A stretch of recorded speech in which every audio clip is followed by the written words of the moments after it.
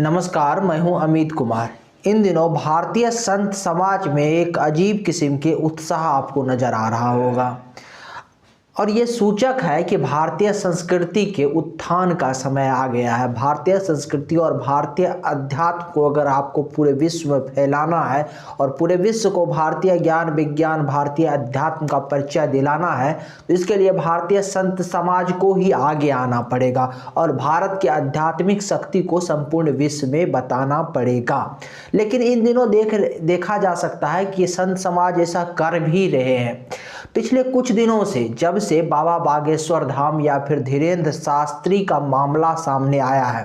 धीरेन्द्र शास्त्री के साथ क्या हुआ? धीरेन्द्र शास्त्री बागेश्वर धाम में अपना काम कर रहे थे, लोगों के कष्ट को दूर कर रहे थे, लोगों की समस्याओं का समाधान कर रहे थे और ऐसा वो कर रहे थे अपने गुरु के आशीर्वाद से और कुछ आध्यात्मिक शक्ति से, जो आध्यात्मिक शक्ति बाबा बागेश्वर धाम यानी बालाजी की कृपा से उनको प्राप्त हो रही थी। लेकिन हुआ क्योंकि आपको पता होगा कि ये हुआ क्या। बाद में जो बाबा बागेश्वर धाम किसी एक कोने में बैठकर 1000, 2000, 10,000 लोगों के बीच रह रहे थे और लोग हिंदू धर्म का प्रचार प्रसार, सनातन धर्म का प्रचार प्रसार कर रहे थे, उस पे कुछ लोगों ने केस कर दिया। महाराष्ट्र के रहने वाले वो लोग थे और कहा कि ये पाखंड करते हैं, ये ढोंग करते हैं। उसके बाद क्या हुआ? उसके बाद एक ऐसा परिस्थिति बनी पूरे देश में, इस पूरे संत समाज धीरेन्द्र शास्त्री के साथ खड़े हो गए और जैसे ही इस पूरे संत समाज धीरेन्द्र शास्त्री के साथ खड़े हो गए तो जो लोग धीरेन्द्र शास्त्री के बारे में नहीं जानते थे, बाबा बागेश्वर धाम के बारे में नहीं जानते थे, वो लोग भी बाबा बागेश्वर धाम के बारे में जानने लगे क्योंकि सारी प्रक्रिया टीवी पे चलने लगी और देखते ही देखते बाबा बागेश्वर धाम की प्रसिद्धि तो बढ़ी ही साथ पूरे संत समाज में एक गजब किस्म का उत्साह आ गया, एक ऊर्जा आपको इन दिनों देखने को मिल रहा होगा।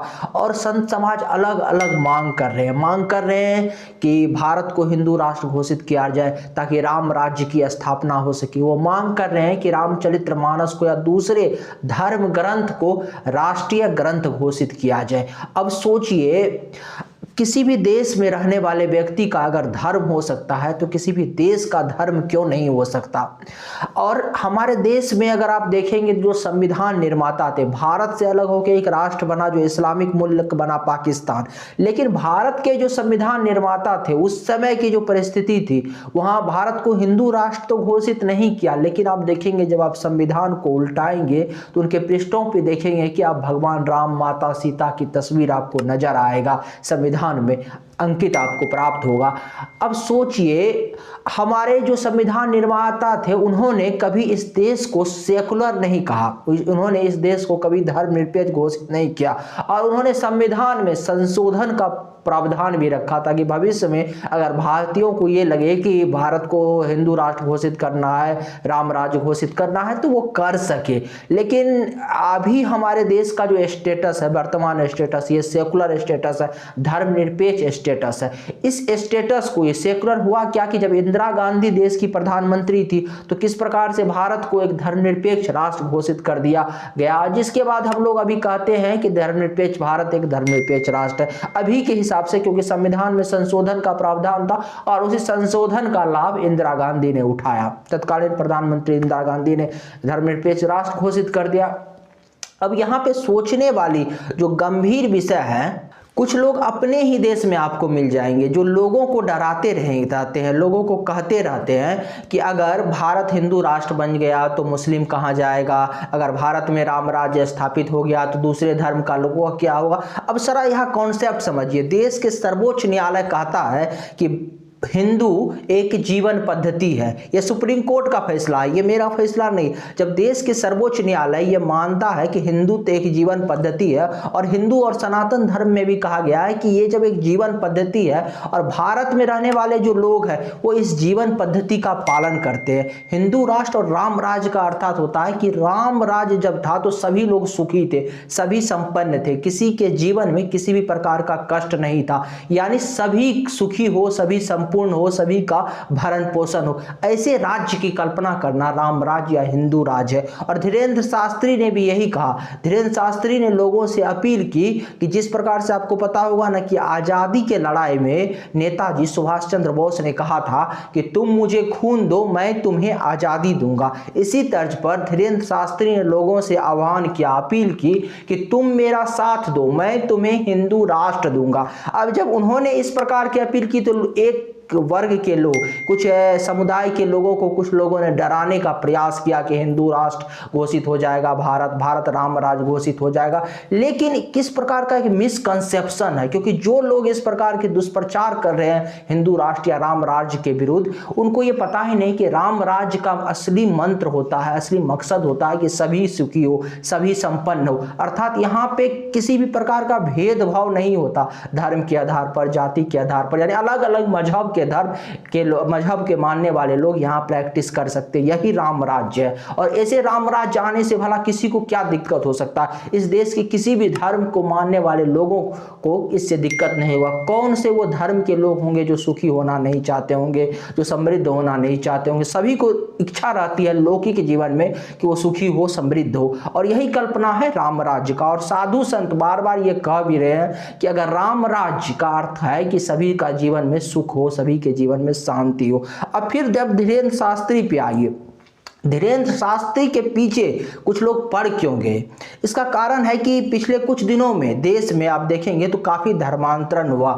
हिंदुओं को, खास करके हिंदुओं के वो तबका जो शोषित है, वंचित है, जिसको आप SC ST समाज कहते हैं, जिसको आप दलित कहते हैं, पिछड़ा कहते हैं, ऐसे समाज से कुछ लोगों को कुछ अंधविश्वास दिखा के, कुछ ढोंग पाखंड करके, अलग अलग प्रकार के प्रलोभन दे के उनका धर्मांतरण कराया गया। उनके मस्तिष्क में अलग अलग ब्रेन वॉश करके बैठा के, जैसे कहा जाता है ना शोषण हुआ, ये सारे चीजें बैठा के उनका धर्म परिवर्तन कराया गया। जब उनका धर्म परिवर्तन कराएगा, चूंकि धर्म परिवर्तन कराया कैसे गया कि लोगों को ये बता के तुम्हारा शोषण हुआ, या फिर पाखंड दिखा के, चमत्कार दिखा के।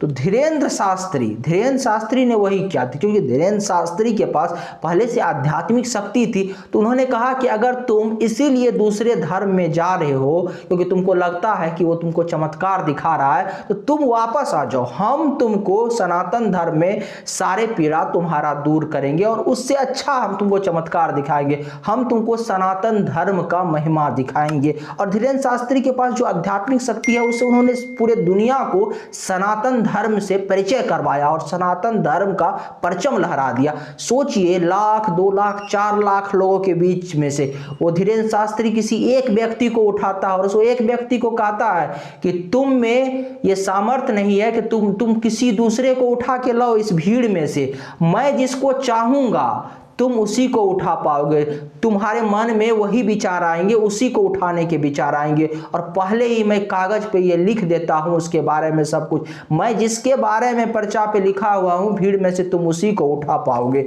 अब बताइए ये किस प्रकार के आध्यात्मिक शक्ति है, और ये शक्ति प्राचीन काल से भारतीय अध्यात्म में है।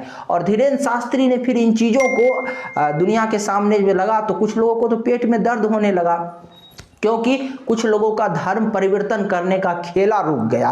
कुछ लोगों का जो एक बाजार चला रहा था, हिंदू समाज को तोड़ने के नाम पर व्यापार कर रहा था, जो हिंदू समाज को बांट के राजनीतिक में अपनी रोटियां सेक रहा था, ऐसे लोगों को पेट में दर्द होने लगी और उन्होंने धीरेन्द्र शास्त्री के खिलाफ एक मुहिम छोड़ दिया। और परिणाम ये हुआ कि धीरेन्द्र शास्त्री के जरिए पूरे जो संत समाज थे उनमें एक ऊर्जा आ गई, और इसके बाद लगातार बयान आने लगा। जैसे धीरेन्द्र शास्त्री ने कहा कि भारत का एक राष्ट्रीय धर्म ग्रंथ हो, तो सभी पूरे संत समाज ने इसका समर्थन किया। और हो भी क्यों ना, भारत का जब राष्ट्रीय पक्षी हो सकता है, राष्ट्रीय पुष्प हो सकता है, यानी कई चीजें हो सकते हैं, राष्ट्रपिता हो सकता है हमारे देश का, तो राष्ट्रीय धर्म ग्रंथ क्यों नहीं हो सकता, और राष्ट्रीय पुरुष भी क्यों नहीं हो सकता? भगवान राम से अच्छा कौन एक मर्यादा पुरुष के रूप में राष्ट्रीय पुरुष, उनसे बेहतर कौन हो सकता है? तो ये सारी चीज़ें क्यों नहीं हो सकता भारत में? तो इन चीज़ों पे अब पूरा बहस छिड़ गया है।